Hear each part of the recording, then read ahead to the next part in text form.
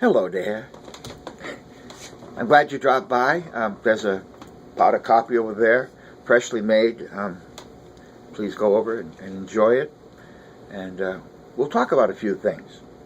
Oh, by the way, that's really empty. That's just for show, which I want to talk about briefly. This little mini course on American popular music is, first off, it's not a course. I have no qualifications to teach. The only thing I have is a love of the American popular music that was written between the early 1900s and roughly the middle of the last century. That's all. And we'll talk about it, and I'll sing a few songs, and hopefully you can be as excited as I am about what I consider America's greatest gift to the world, and that's American popular music. American popular music, as I said before, started around 1900, kind of went away in the 1950s because at that time television came in, and rock and roll was very popular, R&B, soul, country and western music, really took off.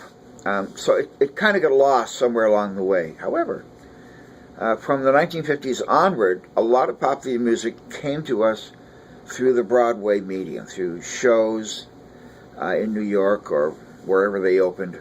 Some great songs. To me, the real challenge to name something a piece of popular music is if it can be interpreted by a jazz singer, a jazz musician. I don't know why, that's just what I look at, okay? And a lot of this music that came, from Broadway is interpreted that way. Now, a lot of things occurred after, as I said, 1950. Before too long, the 70s came rolling at us like a freight train, the 80s, the 90s, the 2000s. We had all kinds of music to deal with from America. Plus world music, Western African music, Caribbean music, Latin American music, gypsy music from, Eastern Europe, all kinds of stuff. And it sort of got lost, we got rap, that came in. I'm the real Slim Shady. My kids hate when I do that, so that's why I do that, Yeah, we had rap music, gangsta rap. See my bling. Oh, by the way, I want to show you this. This is kind of neat. My wife gave me this for Christmas. Let me do a little something with the handy-dandy thing here. Let me do this, if I can make it work. I'm extremely incompetent when it comes to computers. Hold on there just a minute. Now you see the hairs of my nose. See this? It's a little medal of St. George, which I put on my little necklace here, so I can. I'm going away. And I have it with my Casio cross and also a medal of St. Joseph, the patron saint of fathers. And there's an embossed image of St. George riding on a horse and slaying a dragon, which we should do every day when we get up. Sometime during the day, we need to slay a dragon, no matter what it is. If it affects us or other people, if we don't do it today, then at least try tomorrow, or sometime in the next week or two. Try to slay a dragon.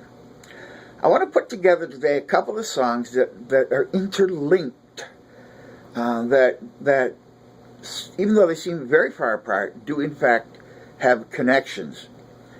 Several years ago, there was a TV show and a book written by a guy about science and history and how things interconnect with one another.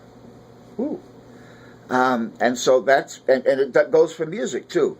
You probably heard of this wonderful parlor game called the five. What do they call it? The five connections to Kevin Bacon, the actor. 5 stages. Well, music does the same thing. It connects, believe it or not, even though it seems to be far apart. And so today, I want to do a song by Harold Arlen with words. The music was by Harold Arlen. The words were by Billy Rose, Yip Harburg, and Arthur Schwartz. I can't remember. By the way, Billy Rose put his name on this song and had nothing to do with it. Billy Rose was notorious, as was a lot of producers on Broadway at his time, for having enormously inflated egos. In fact, Billy Rose would put his signature and on any song that came across his desk, so he received fame and money from it. Billy Rose was not a nice person, although he was a huge producer. For example, there was a show called Jumbo. I think it was a movie and a Broadway show. Billy Rose would not allow it to go up unless it said Billy Rose's Jumbo. Okay, there you go. Now, what was I? Oh yes, the song is "It's Only a Paper Moon." It's a wonderful little song, nice little ditty, and I'm going to try to. I haven't really practiced any of this stuff, but we'll give it a shot. I don't even know if I'm in tune or not. Probably not. You know, you can tune a guitar and tune a piano, but you can't tune a fish. There you go. Say it's only a paper moon sailing over a cardboard sea, but it wouldn't be make-believe if you believed in me. Yes, it's only a canvas sky hanging over a muslin tree, but it wouldn't be make-believe if you believe in me. Without your love, it's a honky-tonk parade. Without your love, it's a melody played in a penny arcade now. It's a Barnum and Bailey world, just as phony as it can be. But it wouldn't be make-believe if you believe in me. If you believe in me. So there's a song written in a ballad style, an AABA style, in what they call a didactic scale, which is do, re, mi, fa, sol, la, ti, do. Most Western music is written in that particular scale. 45,000 years ago, here's something cool. In Serbia, I believe, in a cave, a fellow was playing a flute. And a couple of years ago, they found this flute. You know, it was made from a bone, from a red heron, or I don't know what it was, a communist heron. Anyway, and the holes were still in it, and the scientists did some fooling around, and son of a gun, if it wasn't the didactic scale, you know, that we use now. How about that?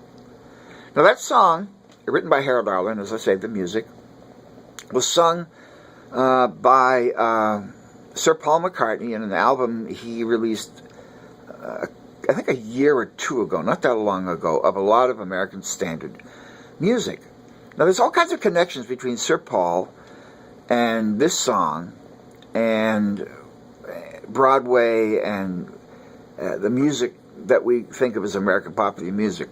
One of the connections is that Sir Paul, first off, is from England, and the man who wrote a song we did the other day, which is called "Love Is the Sweetest Thing," was from England. Ray Noble. Bear with me on this. There's other connections there. Paul McCartney had on one of his albums, and I think it was the B-side of 45, "Till There Was You," which he sang, written by Meredith Willson, Broadway show. By the way, a lot of the Beatles, especially people like McCartney, incidentally, no, Paul McCartney wasn't just the leader of Wings. I get this from a lot of young people. Oh, Paul McCartney, Wings. No, Beatles, remember. His mom loved Meredith Willson's Music Man, which is what "Till There Was You" came from. So he did a song for his mom, based, or not based, but actually on the song from that Broadway show, and released it. And Meredith Willson was involved many years ago. I don't believe he's with us now. He was an arranger and a band leader on American radio for the George Burns and Gracie Allen show in the 1940s. Meredith Willson did the music for them. Ray Noble from England did the music on radio for a show called, I think it was George Burns and Gracie Allen. or it was Edgar Bergen and Charlie McCarthy. That's what it was. So there's the connection there between them, and between American pop music, and between McCartney. McCartney is down in Washington mudslinging people. Oh, wait a minute, that was something else. Okay. Now here's the song written by Sir Paul. You have to learn to try to catch up with me as quick as you can, because I leave most people in the dust, including myself. To lead a better life, I need my love to be there.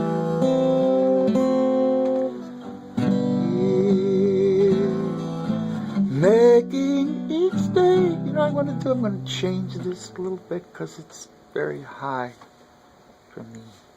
I made a mistake. One of many you will see here. Here, There, and Everywhere by Lennon and McCartney. Again, this was probably written only by Sir Paul. John Lennon didn't have a whole lot to do with this except add just a couple of suggestions. The story goes that Sir Paul was visiting John Lennon one day and hung out by his swimming pool until John got up from whatever John was doing the night before, you know. And he wrote this song in a matter of, I don't know, an hour or so or whatever. It's an AABA. It's same as, it's only a paper moon. It's a ballad style song.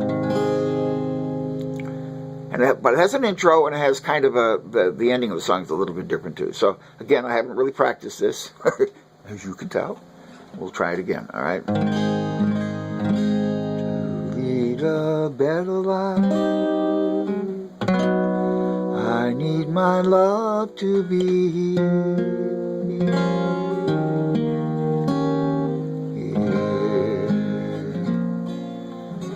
Making each day of the year.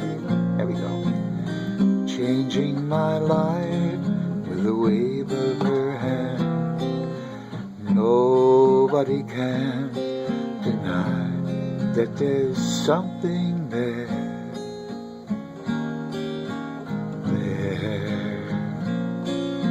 Running my hands through her hair, both of us thinking how good it can be.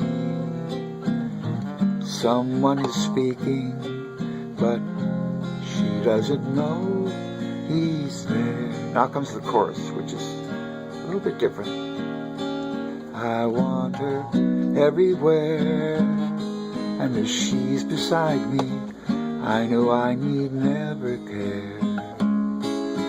But to love her is to need her everywhere, knowing that love is to share.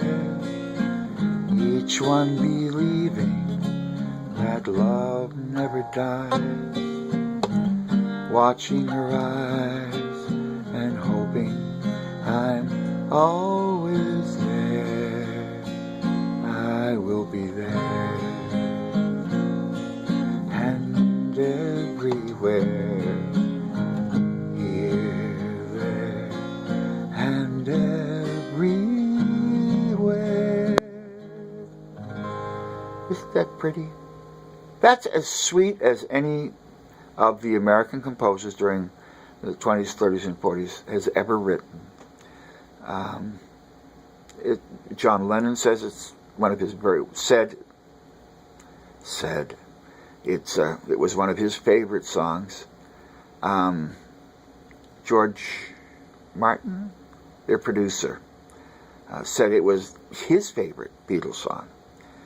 Again, all these connections, here, there, everywhere, England, America, Paul McCartney, Ray Noble, Harold Arlen, Meredith Wilson, Shaboom. Shaboom is a song we're going to talk about the next time we get together. In the meantime, I got to go. My coffee's getting cold. Got to refresh it.